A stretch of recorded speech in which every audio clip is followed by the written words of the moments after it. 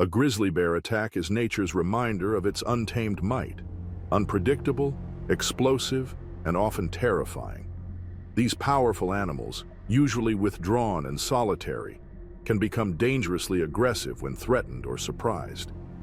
In an instant, calm forests can echo with the chaos of a primal confrontation. Yet behind each attack lies instinct, not malice. Understanding grizzly behavior is not just about safety. It's about appreciating the delicate tension between human curiosity and wild caution. In the presence of a grizzly, survival hinges on awareness, respect, and the wisdom never to underestimate the wild. Svalbard, Norway, April 2025. The remote archipelago of Svalbard, situated halfway between mainland Norway and the North Pole, has long been known for its harsh Arctic conditions and the largest population of polar bears in the world. The Norwegian territory has experienced increasing encounters between humans and polar bears over the past decade as climate change drastically reduces sea ice, forcing the massive predators to venture inland in search of food. Dr. Elisabeth Nordstrom, 42, had assembled a team of 14 researchers from the University of Oslo and the Svalbard Science Center for what was supposed to be a routine 2-week expedition studying glacial retreat patterns on the eastern coast of Spitsbergen. The team included veteran Arctic researchers and promising graduate students, all with proper training in polar bear safety protocols. Their temporary field camp, consisting of 6 insulated tents and a storage container, had been established on a rocky plateau overlooking Wallenbergfjorden. On April 17, 2025, as the expedition was drawing to a close, the researchers gathered outside to celebrate the successful completion of their work. Meteorologist Thomas Haraldson, 38, had prepared hot chocolate spiked with aquavit. Dr. Nordstrom was taking group photographs, while glaciologist Carlo Virtanen, 45, recounted humorous anecdotes from previous expeditions. The mood was festive despite the biting cold of -15 degrees Celsius and gusting winds. None of them noticed the massive male polar bear silently advancing from behind a nearby ridgeline. According to Mikhail Sokolov, 29, one of the 5 survivors, the bear appeared without warning, moving with astonishing speed for an animal weighing approximately 600 kilograms. The first victims were graduate students Ingrid Pedersen, 24, and Marco Antonelli, 26, who were standing at the periphery of the group. The bear struck Pedersen with such force that she was killed instantly, her neck broken by the impact. Antonelli succumbed moments later as the bear's massive jaws crushed his skull. The remaining team members scattered in panic. Dr. Nordstrom shouted for everyone to head for the storage container, which was the only structure sturdy enough to withstand a bear attack. Field Assistant Nadia Kuznetsova, 31, ran toward the communications tent to radio for help, but the bear intercepted her halfway. According to Sokolov, Kuznetsova's screams lasted only seconds. Dr. Virtanen and technician Björn Magnusson, 37, attempted to distract the bear by throwing equipment and shouting, hoping to buy time for others to reach safety. The polar bear, however, showed no hesitation, charging directly at Magnusson and inflicting fatal wounds to his abdomen and chest before turning on Virtanen. By this point, approximately 60 seconds had elapsed since the initial attack. Medical officer Astrid Johansson, 40, had reached for a flare gun in one of the tents but experienced a catastrophic misfire when she attempted to use it. The bear, apparently drawn by the movement, abandoned Virtanen's body and charged toward Johansson. Research assistants Olav Christiansen, 27, and Sophia Laurent, 33, who had been attempting to help Johansson, were caught in the bear's path. All 3 perished in rapid succession. Dr. Haraldson and 2 graduate students, Fredrik Nielsen, 25, and Wei Zhang, 28, had nearly reached the storage container when the bear changed direction again. Haraldson pushed the students ahead of him and attempted to close the distance between himself and the container.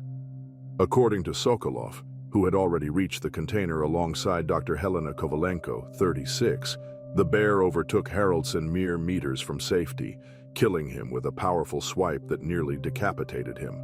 The 5 survivors, Sokolov, Kovalenko, Nielsen, Zhang, and Dr. Sven Holmberg, 51, managed to barricade themselves inside the storage container. Kovalenko had sustained a deep laceration to her arm during the chaos, but survived. From inside their shelter, they could hear the bear moving around the camp, periodically returning to the victims. Using a satellite phone, Dr. Holmberg contacted emergency services in Longyearbyen at around 4:17 p.m. The Norwegian Coast Guard dispatched a helicopter with armed personnel from the governor of Svalbard's office. But the remote location and deteriorating weather conditions delayed their arrival by nearly 3 hours. When the rescue team finally reached the site at around 7:06 p.m., the bear had disappeared. The scene they discovered was described by veteran Svalbard wildlife officer Lars Eriksson as a battlefield. 9 researchers lay dead, their bodies scattered across the campsite, some of which had been partially consumed.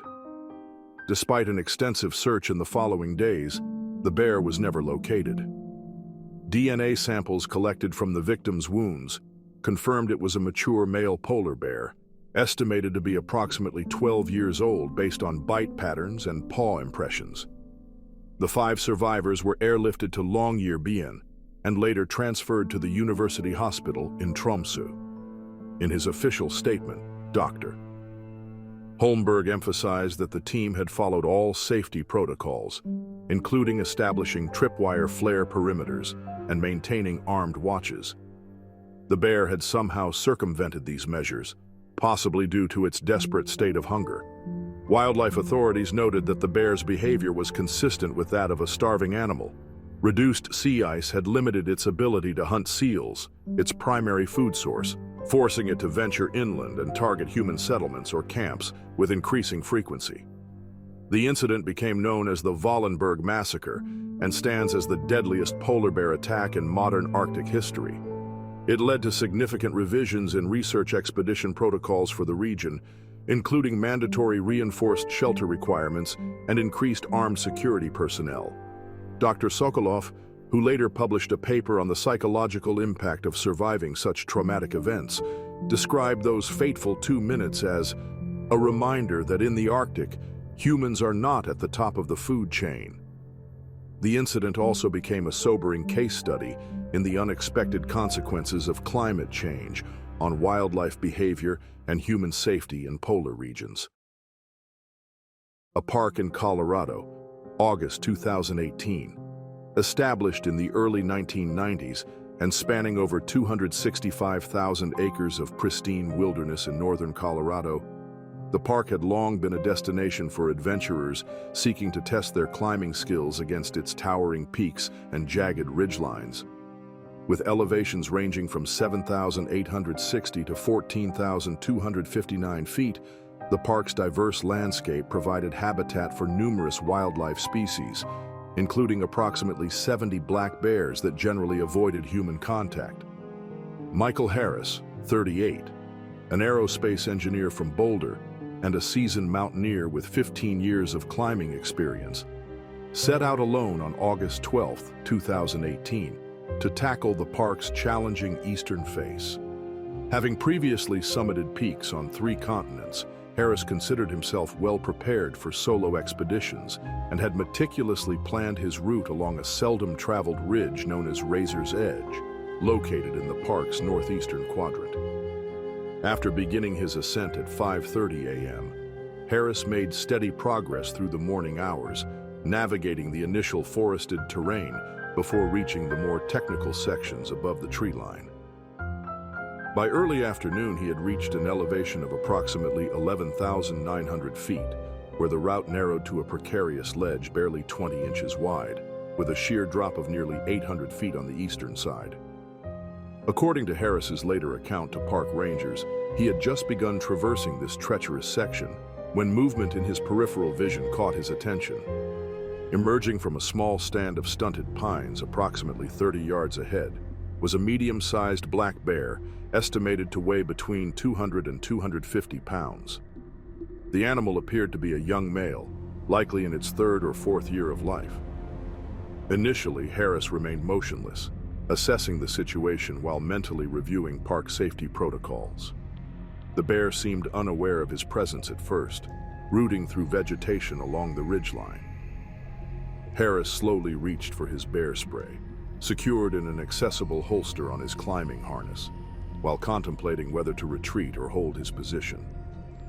The decision was made for him when a sudden gust of wind carried his scent toward the animal. The bear's head snapped up, nostrils flaring as it detected the human presence. Rather than retreating as black bears typically do, this particular animal rose to its full height, emitting a low growl before dropping to all fours and charging directly toward Harris. The narrow ledge offered minimal room for evasive maneuvers. In his attempt to back away while maintaining his balance, Harris's right foot slipped on loose gravel. He later reported experiencing a moment of pure terror as he began sliding toward the cliff edge, his fingertips desperately scrabbling for purchase on the rocky surface. Harris managed to arrest his fall by wedging his left boot into a small crevice, but not before dropping approximately 12 feet onto a lower outcropping. Landing hard, he felt immediate pain in his right ankle and left wrist, but remained conscious and alert to the continuing threat above. The bear, seemingly startled by Harris's sudden disappearance from its line of sight, cautiously approached the edge where the climber had fallen. Harris, now positioned with his back against the rock face, maintained eye contact with the animal while slowly retrieving his bear spray with his uninjured hand. When the bear began making its way down toward the lower ledge, Harris discharged the spray directly at the animal's face. The deterrent had the intended effect, causing the bear to recoil violently, pawing at its eyes and nose. However, before retreating, the bear made one final lunge toward Harris, its claws grazing his left side and tearing through his technical jacket and base layer, leaving 4 parallel lacerations approximately 6 inches long. After the bear scrambled away, disappearing back into the sparse vegetation, Harris assessed his injuries: a sprained ankle, a possible wrist fracture, 4 lacerations to his torso, and numerous abrasions from the fall. Despite the pain, he recognized the precariousness of his position and the necessity of self-rescue. Using his emergency satellite communicator, Harris sent a distress signal with his GPS coordinates at 2:47 p.m. Park Ranger Eliza Thornton received the alert and immediately mobilized a technical rescue team. Due to the remote location and challenging terrain, the team utilized a park helicopter to reach Harris's position, arriving approximately 90 minutes after receiving his distress call. Rescue specialist Nathan Rodriguez was lowered by winch to stabilize Harris before both were airlifted to safety. Upon reaching medical facilities, Harris was treated for his lacerations, a grade 2 ankle sprain, a hairline fracture of the left radius, and moderate dehydration. After overnight observation, he was released the following day. In the subsequent incident report, wildlife biologist Dr. Samantha Reeves indicated that the bear's atypical behavior might have been influenced by several factors. Recent drought conditions had limited natural food sources, potentially increasing stress on local bear populations. Additionally, tracking data suggested that this particular bear had no previous human encounters and likely reacted out of surprise rather than aggression when discovering Harris in its territory. The park's superintendent used the incident to remind visitors about proper wilderness protocols, emphasizing that even experienced outdoorsmen should avoid solo trips in remote areas without informing others of their intended routes and expected return times. Harris later collaborated with park officials to create an educational program for wilderness safety, incorporating his experience as a cautionary tale. In interviews, he repeatedly emphasized how fortunate he had been to survive both the bear encounter and the fall. Harris told the Boulder Gazette 3 weeks after the incident that the mountains had always demanded respect, but the experience had taught him that preparation must always account for the unpredictable elements of the wilderness. He reported that, While the incident had not diminished his passion for mountaineering, it had fundamentally changed his approach to risk assessment and solo climbing. The bear was monitored by biologists for several weeks following the incident, but showed no further unusual behavior or interest in humans, eventually returning to its normal foraging patterns deeper within the park's boundaries. In June 2022, a vast wilderness area known for its stunning alpine terrain served as critical habitat for approximately 300 grizzly bears, whose presence demanded both respect and caution from visitors. Lisa Thompson, 34, a pediatric nurse from Minneapolis, and her husband David Thompson, 36, a software developer, had been planning their hiking expedition for over 3 years. The couple, described by friends as outdoor enthusiasts who regularly explored wildlife areas throughout the Midwest, arrived at their destination on June 7, 2022, with a 5-day backcountry permit for the remote eastern trails. According to statements later provided by David Thompson, the couple had diligently reviewed bear safety materials during their orientation. They carried bear spray, made consistent noise while hiking, and properly stored their food in bear-resistant containers each night. Their first 2 days in the backcountry proceeded without incident as they traversed a spectacular trail with panoramic views of glacial valleys.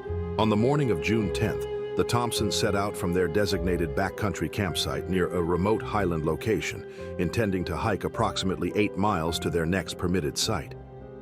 Weather conditions were ideal: clear skies, temperatures in the mid-60s Fahrenheit, and light winds from the northwest. The couple began their day's journey at approximately 8:15 a.m., following a less traveled path that wound through dense stands of lodgepole pine before opening into small alpine meadows. By mid-morning, the Thompsons had covered nearly 4 miles when they approached an area known for its sweeping meadow views. According to David's account, Lisa had been walking approximately 15 feet ahead of him when she rounded a blind corner on the trail. David reported hearing a deep, guttural noise followed immediately by a scream. Upon hurrying forward, David encountered a scene that would remain etched in his memory. A massive male grizzly bear, estimated by wildlife officials to weigh approximately 600 pounds, had knocked Lisa to the ground and was attacking her with tremendous force. The bear had apparently been feeding on a partially consumed elk carcass just off the trail when the Thompsons inadvertently approached. David later explained that he froze in place, overwhelmed by panic and unable to react. Although the bear spray was accessible on his belt, he did not deploy it as the attack unfolded. Lisa sustained critical injuries to her head, neck, and torso during the brief but devastating encounter. The attack lasted approximately 3 minutes before the grizzly retreated into the surrounding forest. Once the area appeared clear, David approached and found that Lisa had already succumbed to her injuries. In a state of shock and later diagnosed with acute stress disorder, David activated the couple's emergency satellite communicator at 10:43 a.m. Emergency personnel arrived via helicopter at 12:17 p.m. and confirmed Lisa's death at the scene. Her body was transported to a medical examiner's office for further evaluation. Wildlife officials investigating the site concluded that the attack was defensive. The bear had been guarding an elk it had killed roughly 48 hours earlier and likely perceived the hikers as a threat. The approach into the meadow included several risk factors: a blind curve, thick vegetation limiting visibility, noise from a nearby stream that may have masked the hiker's presence, and the proximity of a food source. Biologists who reviewed the evidence noted that the bear's behavior, while devastating in outcome, was consistent with defensive instincts often triggered when a grizzly is surprised at close range near a carcass. Environmental factors, such as poor visibility and the natural behavior of the bear, were all deemed contributing elements. In the days following the attack, some members of the public criticized David Thompson for failing to act during the encounter. However, mental health professionals explained that such a freeze response is an involuntary reaction commonly seen in individuals facing overwhelming danger. Trails in the area were temporarily closed while officials conducted an extensive search. Using DNA collected at the scene, they located and euthanized the grizzly 2 weeks later. It was identified as a 12-year-old male with no known history of previous encounters with humans. Lisa Thompson's death marked the first fatal bear attack in the region in several years and led to changes in how wilderness safety information was communicated to backcountry travelers. Trailhead signage and educational materials were updated, and new requirements were introduced, mandating practical demonstrations of bear spray use before permits were issued. David Thompson returned home, where he began treatment for post-traumatic stress disorder and survivor's guilt. Months later, in a written statement, he expressed hope that others would take away a deeper awareness of the risks involved in wilderness travel and the need for constant alertness when hiking in bear country. The tragedy became part of broader wilderness safety training initiatives, highlighting both the unpredictability of wildlife encounters and the emotional complexities faced by those who survived them. Kodiak Island, the second-largest island in the United States, spans over 3,500 square miles off Alaska's southern coast and has been home to the largest subspecies of brown bear in the world for approximately 12,000 years. Much of the island is designated as protected land, home to approximately 3,500 Kodiak bears, a population density of about 1 bear per square mile in prime habitat areas. Ranger Emma Collins, 27, had been stationed on the island for just over 3 years after transferring from another park in Alaska. A wildlife biology graduate from the University of Montana, Collins had developed a reputation among her colleagues for her exceptional observational skills and calm demeanor in wildlife encounters. On July 23, 2016, she was conducting a routine patrol along the southwestern perimeter of Karluk Lake, documenting salmon spawning activities and monitoring bear feeding patterns. The summer of 2016 had seen unusually warm temperatures across Alaska, with Kodiak Island experiencing record-breaking heat that affected salmon run timing and bear feeding behaviors. Wildlife biologists had noted increased bear activity in lower elevation areas where they would not typically be abundant during midsummer months. According to Collins's official incident report and subsequent interviews, she had been following established protocols throughout her patrol, making regular noise to announce her presence and carrying standard defensive equipment, including bear spray and a 12-gauge shotgun loaded with beanbag rounds. The morning had been uneventful as she documented several successful salmon spawning beds and photographed a female bear with 2 cubs feeding approximately 300 yards from her position. At approximately 1:45 p.m., while traversing a section of densely wooded terrain near Terror Bay, Collins spotted a large male Kodiak bear, estimated to weigh between 1,100 to 1,200 pounds, observing her from a distance of about 50 yards. As an experienced ranger, Collins immediately assessed the bear's body language, noting that it displayed curious rather than aggressive behavior, with ears forward and head slightly raised. Following safety protocol for non-threatening bear encounters, Collins maintained her position, speaking in low, calm tones while slowly reaching for her camera to document the animal. The bear remained stationary for several minutes, occasionally sniffing the air but showing no signs of agitation. Collins radioed her position and the bear sighting to headquarters as required by standard operating procedure. When the bear began moving parallel to her position, maintaining its distance, Collins believed it safe to continue her patrol in the opposite direction. She had proceeded approximately 100 yards when, according to her report, the sound of snapping branches behind her indicated the bear had changed course and was now following her. Collins turned to face the animal, which had closed the distance to approximately 30 yards and was now displaying different behavioral signals: head lowered, ears flattened slightly, occasional pawing at the ground. Recognizing these as potential pre-aggression indicators, Collins unholstered her bear spray and began slowly backing away while maintaining visual contact with the bear. What prompted the bear's sudden charge remains uncertain. Wildlife behavior specialist Dr. Nathaniel Ketchikan later suggested that the bear might have detected the scent from salmon samples Collins had collected earlier or possibly interpreted her retreat as vulnerability. Regardless of the trigger, the animal suddenly accelerated toward Collins with remarkable speed. Collins discharged her bear spray directly at the approaching bear, creating a substantial orange cloud of capsaicin-based deterrent. The spray appeared to slow, but not stop the animal's advance. As the bear reached her, Collins attempted to drop into a protective position, but the animal's momentum knocked her violently to the ground.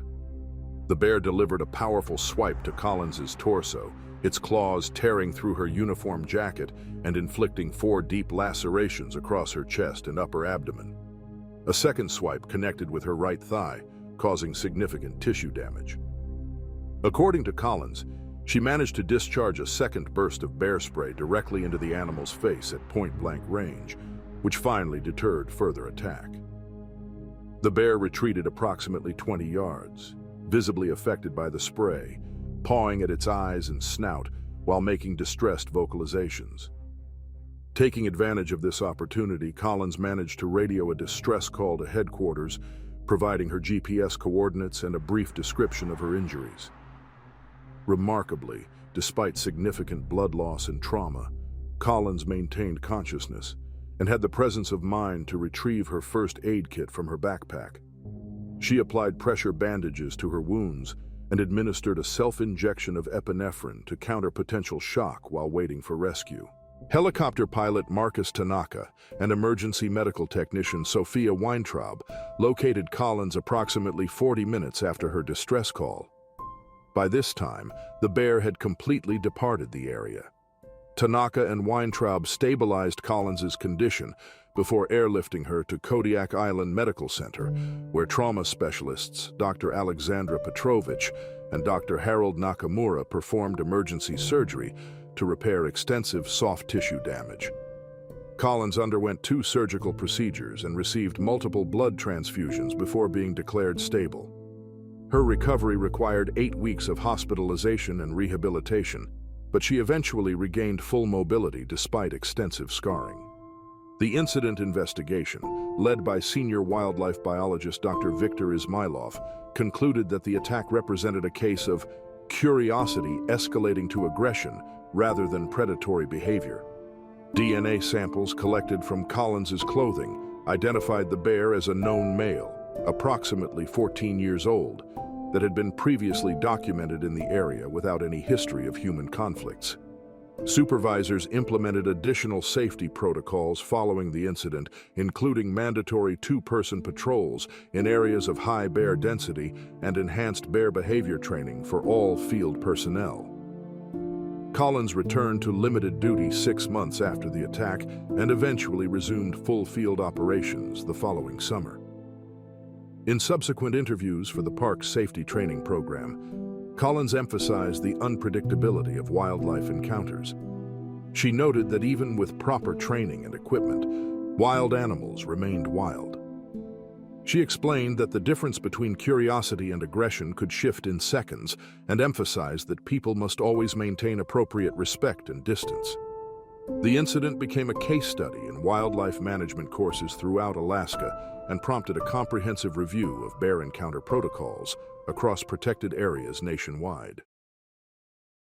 The picturesque town of Whitefish, Montana, nestled amid the northern Rocky Mountains and surrounded by pristine wilderness, had long maintained an uneasy coexistence with the region's diverse wildlife.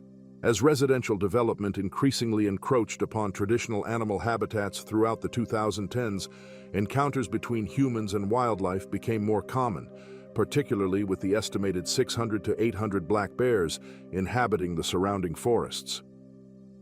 Megan Patterson, 31, a physical therapist who had relocated from Portland 3 years earlier, maintained a regular habit of early morning jogs along the well-traveled Swift Creek Trail. The 4-mile route, located approximately 2 miles from downtown Whitefish, wound through a mixed conifer forest and was popular with runners, walkers, and outdoor enthusiasts. Patterson typically ran the trail 3 times a week, beginning around 6:30 a.m. to fit with her 8:30 a.m. shift at North Valley Medical Center. On September 17, 2020, she began her run under overcast skies with temperatures in the high 40s Fahrenheit. According to her later statements to wildlife officials, the first half of the run was uneventful. She passed a few other users of the trail, a couple of joggers and a man walking his dog, before reaching the trail's midpoint, where it intersected with a disused Forest Service road. There, she turned around to begin her return route. Roughly 3/4 of a mile into the return leg, as she entered a section of trail bordered by dense undergrowth, Patterson heard a sudden rustling to her right. A black bear, estimated to weigh around 250 pounds and believed to be a young adult male, suddenly emerged onto the trail roughly 15 feet ahead of her. Recalling her training from a local bear safety workshop, Patterson immediately halted her movement and raised her arms to appear larger. She used loud, assertive vocalizations in an attempt to deter the bear. However, instead of retreating, the bear assumed a posture indicative of a bluff charge and quickly advanced toward her. Patterson began backing away while continuing to try to deter the bear vocally, but the animal closed the distance and struck her with enough force to knock her off her feet. Once she was down, the bear swiped at her raised left arm, causing deep lacerations through her clothing and layers beneath. A second strike hit her right thigh, inflicting additional punctures and soft tissue damage. Despite intense pain and disorientation, Patterson managed to retrieve her mobile phone from a belt pouch. The movement appeared to startle the bear, causing it to retreat slightly. This brief pause allowed her to dial emergency services, though she was unable to communicate clearly due to shock and distress. Emergency dispatchers were still able to track her location based on the call signal and the sounds captured by the open line. The audio from the call later confirmed that Patterson remained conscious and vocal throughout the encounter, continuing to make noise while attempting to distance herself from the bear. Approximately 2 minutes later, Franklin Morales, 62, a retired forestry employee who had been walking nearby, heard the commotion. Morales left his dog in a safe position and approached the source of the noise while making loud sounds of his own to alert wildlife. His arrival caused the bear to retreat further into the wooded hillside. Once the area appeared secure, he located Patterson, who was still conscious but visibly injured. Drawing on basic first aid training from his forestry career, Morales used clean bandanas from his pack to apply pressure to her wounds and stayed on the line with emergency services using Patterson's phone. First responders reached the site 23 minutes after the call was placed, using an emergency access road to reach the trail. Paramedics stabilized Patterson and transported her to the nearest hospital. There, she underwent a 3-hour surgical procedure to repair torn muscles and damaged tissue in both her arm and thigh. After 5 days of hospitalization and intravenous antibiotic treatment, she was released to recover at home. Her rehabilitation took nearly 7 months, but she eventually regained full mobility in her injured arm. A thorough investigation by local wildlife authorities determined that the bear was likely a 3-year-old male recently displaced from its habitat by nearby logging activity. Wildlife cameras confirmed the bear's return to the area in the days following the incident. Based on expert recommendations and concerns about public safety, officials ultimately made the decision to euthanize the bear. A necropsy conducted by wildlife veterinarian Dr. Natasha Chen revealed that the animal was suffering from an abscessed tooth and moderate malnutrition, both of which likely contributed to its uncharacteristically aggressive behavior. According to Chen's report, pain and hunger can significantly alter a bear's typical response to human encounters, increasing the risk of confrontation. In response to the attack, local authorities implemented several new safety measures, including increased signage, expanded ranger patrols, and seasonal trail closures during periods of heightened wildlife activity. Swift Creek Trail also became a focal point for regional bear safety education programs. Patterson eventually resumed jogging, but chose more developed routes within town. In a local media interview 6 months after the incident, she reflected on the importance of carrying bear spray and acknowledged that her decision not to bring it that day had been a lapse in judgment. The incident has since been incorporated into wildlife safety curricula across the region as a reminder of the unpredictable nature of wildlife encounters and the importance of preparedness. In November 2019, a remote village situated on the eastern fringes of a dense forest area had coexisted with the region's diverse wildlife for generations. The surrounding deciduous forests were home to numerous species, including the often overlooked sloth bear, a shaggy, insectivorous ursid known for its elongated snout and defensive temperament. Unlike their larger carnivorous relatives, sloth bears were widely regarded by local inhabitants as more prone to aggression, particularly when protecting their young. On the evening of November 12, 2019, the village, home to roughly 340 residents, was immersed in celebrations of a local festival of lights. Doorsteps glowed with colorful decorations, oil lamps flickered in windows, and the aroma of sweets and incense drifted through the cool air. Children launched small fireworks along dirt paths, while adults shared meals and exchanged gifts in lively clusters. Ravi Joshi, 28, a mathematics teacher at the village's primary school, had spent the early part of the evening at the central festivities. Around 8:30 p.m., he set out on foot to visit a friend whose house sat on the outer edge of the village. While walking along the narrow, unpaved path leading away from the village square, Joshi noticed movement in the shadows ahead, approximately 30 meters in front of him. Initially mistaking the shape for a wandering cow, a common occurrence, he continued walking. The animal moved into a shaft of moonlight, revealing itself as a large female sloth bear with 2 cubs close behind. Later investigation by forest officials concluded that the bears had likely been drawn in by food scraps and waste generated during the festival. Having received wildlife safety training through local outreach programs, Joshi immediately recognized the potential danger. Female sloth bears with cubs were known to be especially unpredictable and defensive. He attempted to slowly retreat while keeping his eyes on the animal. The bear, possibly perceiving his movement as a threat, reared onto her hind legs and released a guttural exhalation typical of aggressive posturing. The cubs climbed a nearby tree, and the mother, dropping to all fours, charged at Joshi. He turned and ran toward a large tree behind him, intending to climb to safety. He was only a few meters from the trunk when the bear struck him from behind, knocking him to the ground.